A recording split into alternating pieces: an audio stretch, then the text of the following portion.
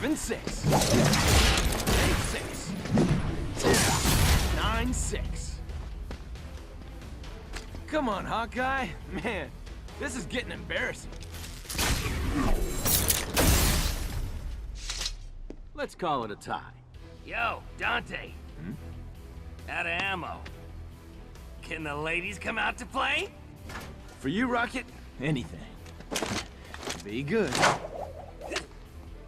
Ebony, Ivory, care to dance?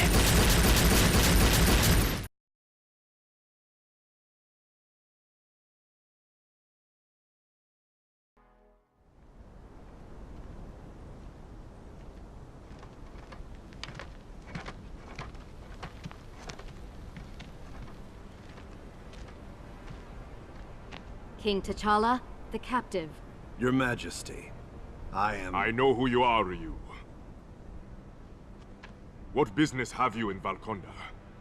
I was part of a research mission, studying anomalies caused by the convergence of our two universes.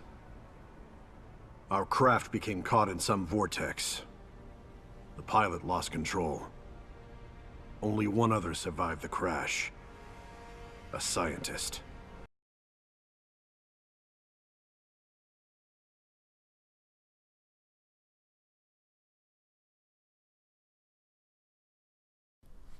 Deadpool, Phoenix Wright, Wolverine, Storm, Jill Valentine, Wesker, Beautiful Joe, Amaterasu, Iron Fist, Virgil, Tron, MODOK, Psylocke, Viper, Felicia, Trish, Phoenix, She-Hulk, Doctor Doom.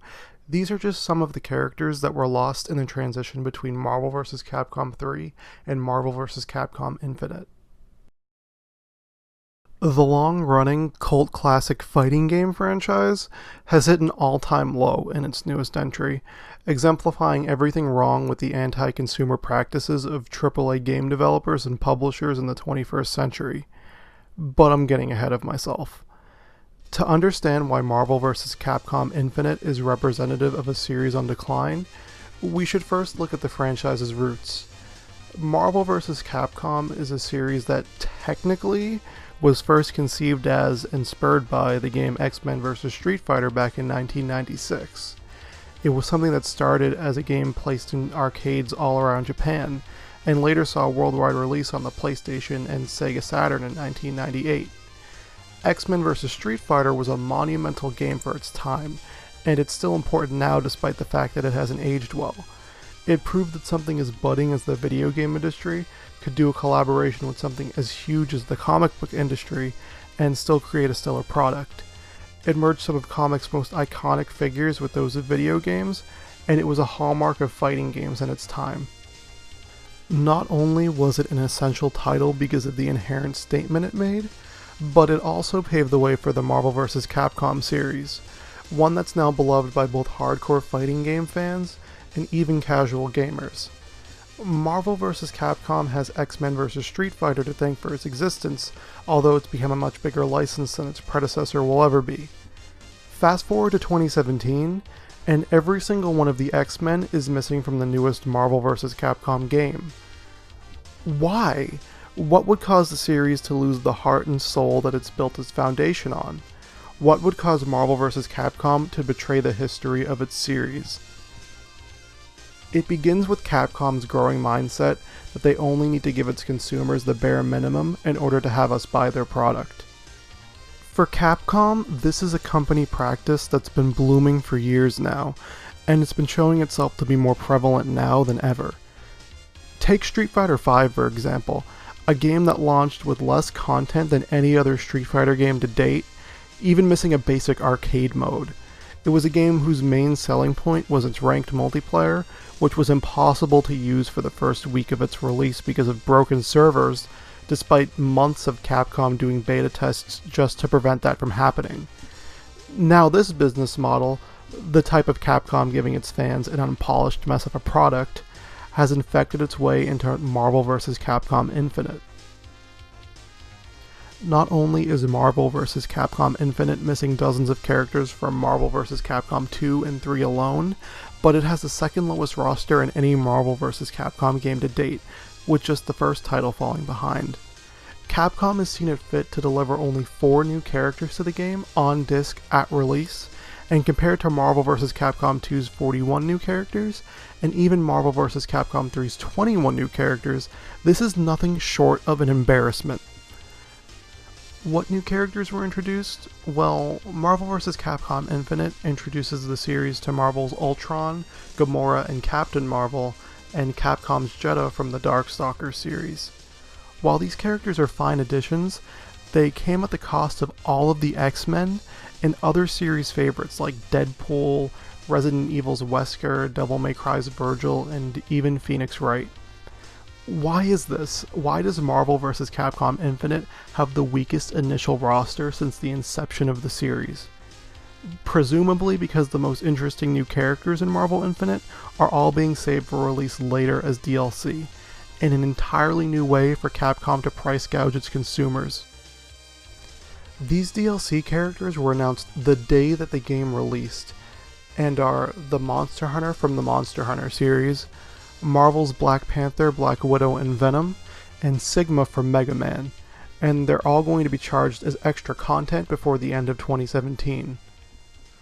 Wait. They have the audacity to charge players extra for Venom, a returning character from Marvel vs. Capcom 2, and they're charging extra for Sigma?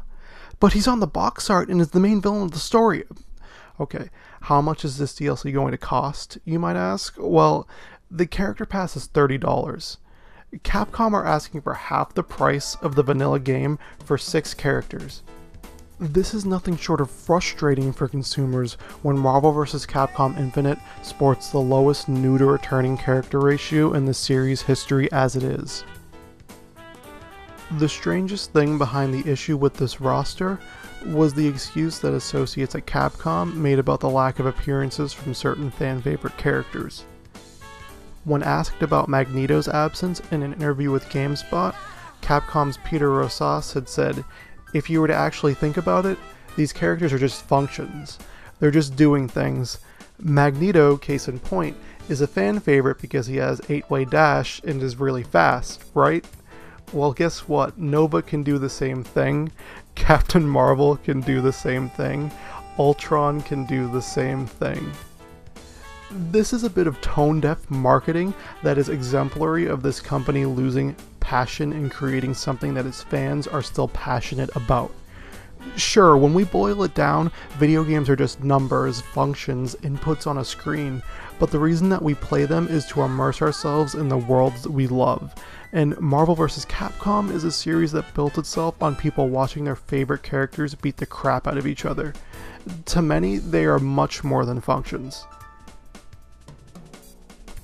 I understand that video game development nowadays is expensive, and making a quality product isn't easy, but it doesn't excuse Capcom's actions here when many other companies are giving its fans much more with their fighting games.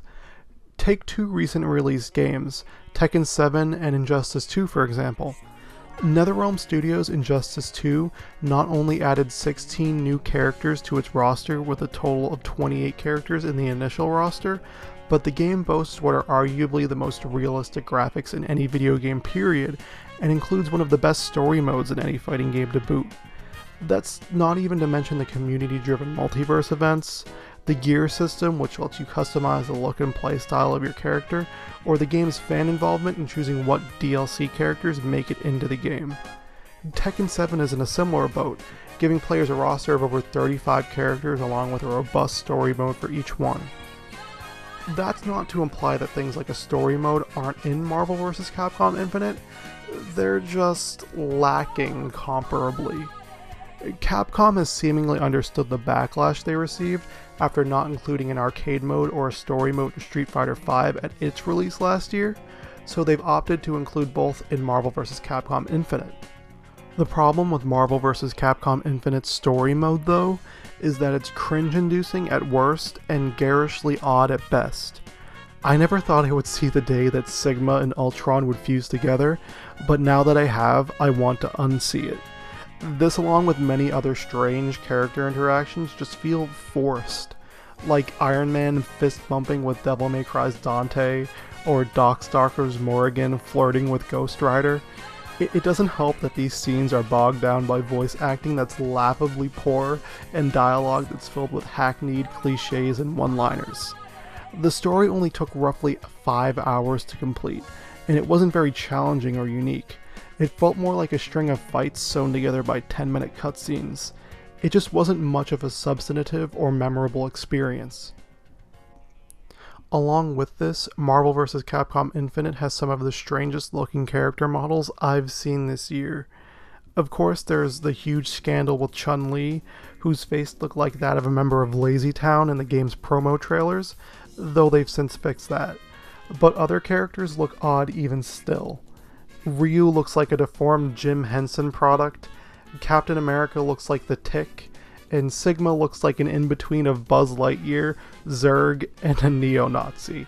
What's even odder is that some of these new characters look fantastic despite this, with the Monster Hunter, Jedha, and Captain Marvel as good examples. But graphics aren't everything, especially in a fighting game. Here, gameplay and combat is most important. How does it fare? Well, I'm glad to say that this is where Marvel vs. Capcom Infinite shines. Think of any insane combo that you want to try, and it probably works.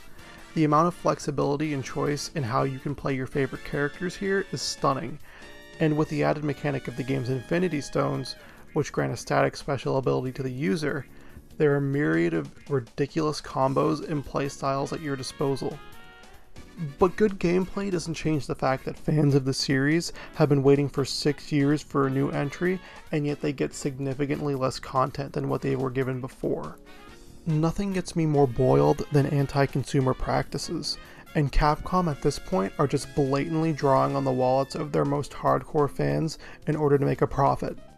Maybe it's because their last big fighting game, Street Fighter V, didn't meet sales expectations, so they're trying other means of siphoning cash from their loyal followers. Maybe it's because Capcom has been teetering closer and closer to bankruptcy with each poor business decision that they make. Like in 2011 when they canned the development of Mega Man Legends 3 and blamed it on the fans' lack of support, when more than likely it was because the series creator, Keiji Inafune, was kicked off the development team a year before. Capcom is banking on the fact that brand recognition and softball critics will save them from any suspicion of doing something wrong, but I don't think that it will. Fans are taking notice and people are starting to lose trust and hope in Capcom as a corporation. The last thing I want is for Capcom to fail. I don't want to see some of my favorite gaming franchises disappear because they've been refusing to change ways. But regardless of this, it's nearly undeniable. Marvel vs. Capcom Infinite is a spit in the face to fans of the series. It's a depressing notion because underneath piles of terrible corporate business practices, tone-deaf marketing, and refusal to listen to fans lies a genuinely fun fighting game.